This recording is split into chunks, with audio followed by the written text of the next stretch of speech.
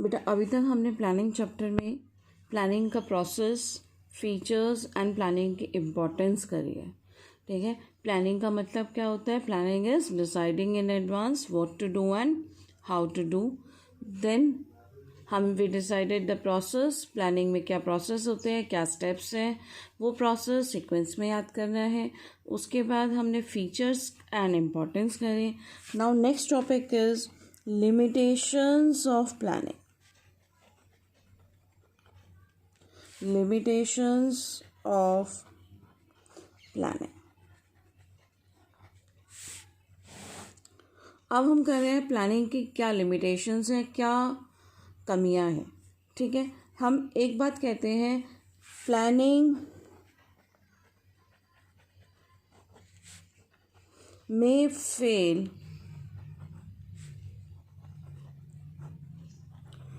in spite of best efforts. इसका मतलब क्या कह रहे हैं वो?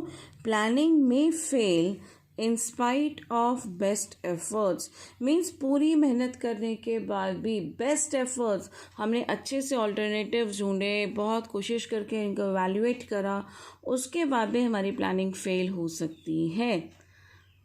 तो this statement it indicates the limitations of planning. आपको कभी भी क्वेश्चन में ये स्टेटमेंट मिलती है, then you will write the limitations of planning.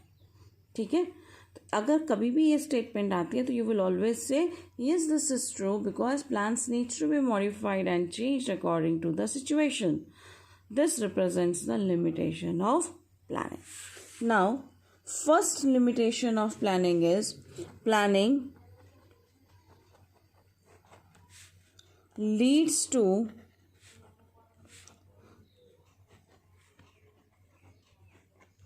rigidity. Planning leads to rigidity. Rigid का मतलब क्या होता है? जो चीज़ फ्लेक्सिबल नहीं है, जो चीज़ फिक्स्ड है, we can not make any changes in that. जिस चीज़ में हम चेंजेस नहीं कर सकते, हम क्या कहेंगे? That is rigid in nature. अब प्लानिंग रिजिड कैसे हो गई? प्लानिंग रिजिड इसलिए है because once a plan has been drawn, एक बार जब एक प्लान बन जाता है उसमें बाद में चेंजेस करना बहुत मुश्किल होता है.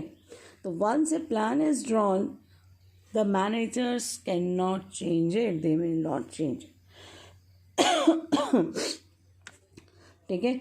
उनको यही कहा जाता है कि आप इस प्लान को फॉलो करोगे.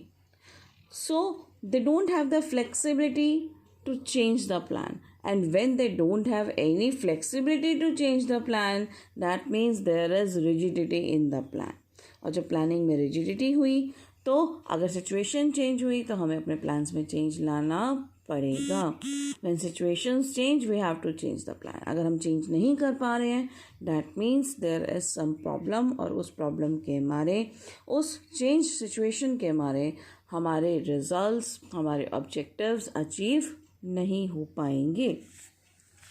Second limitation of planning is planning reduces creativity. Creativity का मतलब क्या होता है? हमारे आइडियाज़, हमारे नए सजेशंस को प्लानिंग रिड्यूस करती है. कैसे रिड्यूस करती है? हमारी ऑर्गेनाइजेशन में प्लानिंग करता है टॉप मैनेजमेंट. किसके लिए? होल ऑर्गेनाइजेशन के लिए. मिडल लेवल करता है डिपार्टमेंटल के लिए. लोअर लेवल करता है हमारा day to day planning.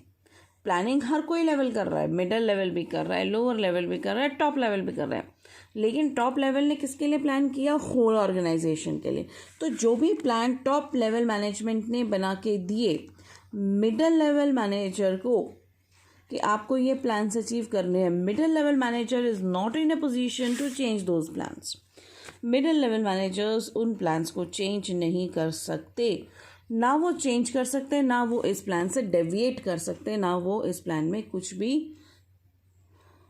Deviation ला सकते हैं. They can not make slight changes in to that plan. उनको वो प्लान सिर्फ वैसे ही फॉलो करना है जैसा उनको कहा गया है. They need to just implement the plan, they can not change any plan. तो जब वो कोई प्लान में चेंज नहीं कर सकते, ना वो कुछ अपने मन से, अपने सजेशन से, अपने आप से कुछ काम कर सकते हैं, तो उससे क्या हुआ, planning will reduce the creativity. उनकी क्रिएटिविटी ख़त्म हो जाती है, उनके इनोवेटिव आइडियाज़ ख़त्म हो जाते हैं. Third limitation of planning is planning is a time consuming process.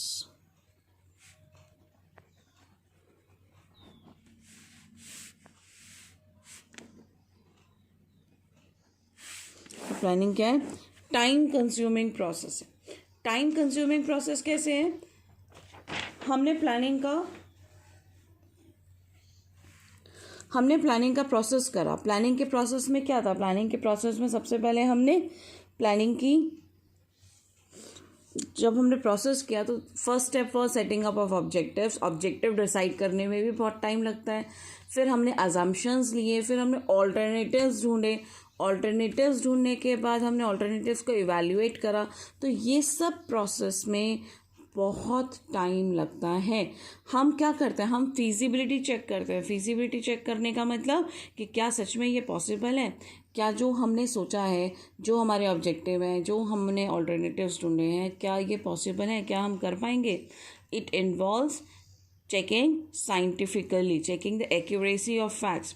और इसके लिए क्या होता है, बहुत सारा टाइम लग जाता है. एंड एट टाइम, इतना टाइम सिर्फ प्लान करने में लग जाता है कि इम्प्लीमेंटेशन के लिए टाइम नहीं बचता. बहुत बार यही होता है कि we just keep on planning कि हाँ हम ऐसा करेंगे, हम ये करेंगे, ये करेंगे. Actual time left for implementation is very less. हम बच्चों के साथ, आप लोगों के साथ भी यही होता है. हमें पता है कि हमारे एग्ज़ाम्स सितंबर में शुरू हैं, अभी हम जुलाई में हैं, तो हम सोचते हैं अभी तो 2 मंथ्स पड़े हैं, जुलाई है, अगस्त है, 2 महीने बहुत पढ़ लेंगे, 5 दिन और खेल लेते हैं, अभी तो जून ही चल रहा है. फिर जुलाई आ गया, देन वी थिंक यार अब तो 60 डेज़ पड़े हैं, सितंबर में एग्ज़ाम्स है. देन अगेन हम क्या करते हैं, हम थोड़ा सा और टाइम वेस्ट करते हैं. हम 15 जुलाई पर आ जाते हैं, बहुत टाइम है, 1 महीना पड़ा है. जुलाई भी ख़त्म हो गया, फिर सितंबर में भी हम, अगस्त में भी हम यही सोचते हैं यार 20 डेज़ में सारी पढ़ाई हो जाएगी.